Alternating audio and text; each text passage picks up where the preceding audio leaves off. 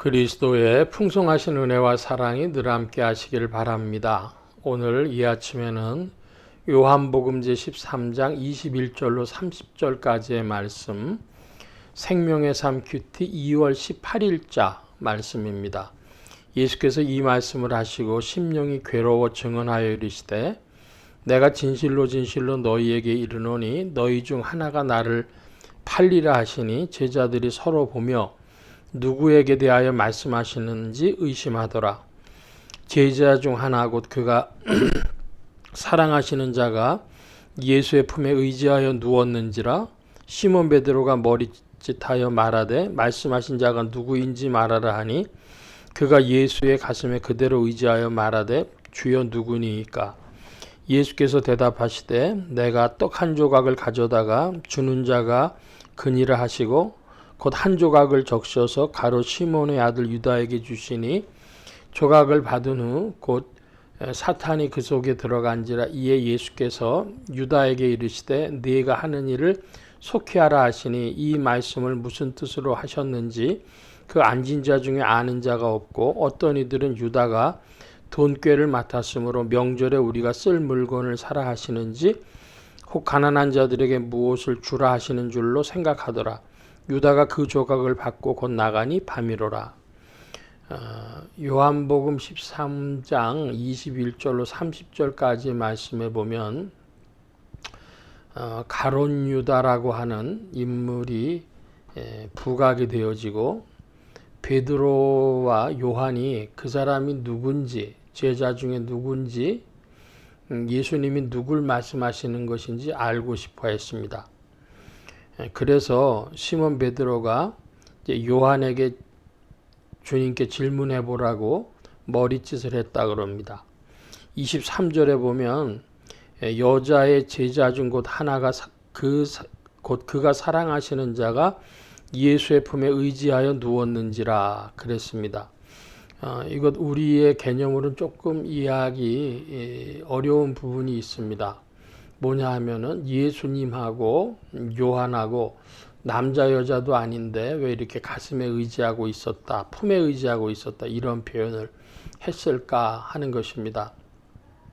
1960년대 말 70년대 초에 미국에서 한국에 온 평화봉사단이라고 하는 그 단체가 있었고 또 그 소속된 미국 사람들이 많이 한국에서 활동을 했습니다. 그 사람들이 한국에 와서 놀란 것은 무엇이냐 그러면은 한국의 여자들이 둘둘이 팔짱을 끼고 가더라는 겁니다. 남자 여자 팔짱 끼는 건 이상한 일이 아닌데 여자가 여자끼리 그렇게 팔짱을 끼고 다니는 사람들이 많아서 이 대한민국에는 흔히 말하는 레즈비언 그런 여자들이 이렇게 많은가, 그 동성애 여성들이 이렇게 많은가 그랬다는 거예요.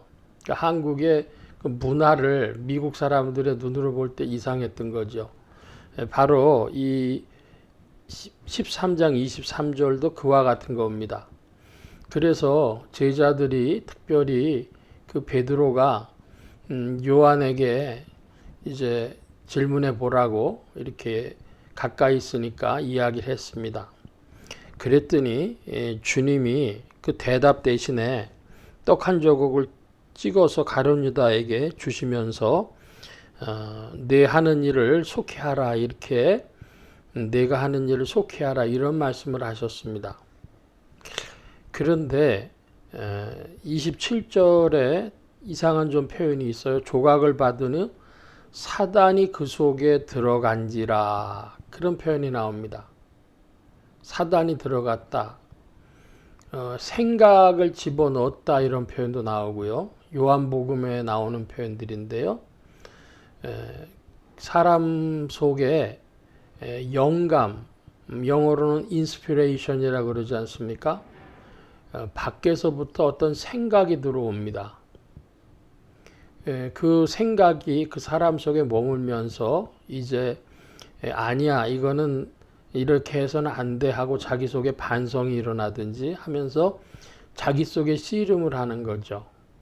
그런데 이제 사단이 들어왔다는 것은 그 가룟 유다가 상식적으로는 생각할 수 없는 일을 이제 그의 생각으로 실행하게 됐다.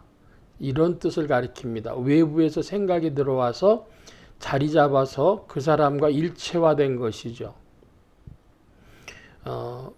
좀 건너뛰어 말씀드리면 가룟 유다는 이 일을 나중에 후회합니다. 그러나 때가 늦었죠. 그래서 후회는 항상 때가 늦다. 그런 표현이 있어요. 그러니까 사람이 생각이 찾아왔을 때에 그것을 반성적으로 살펴보는 지혜가 있어야 할 것입니다. 가룟 유다는 이제 그 예수님께서 떡 한 조각을 적셔 주신 그것을 받고는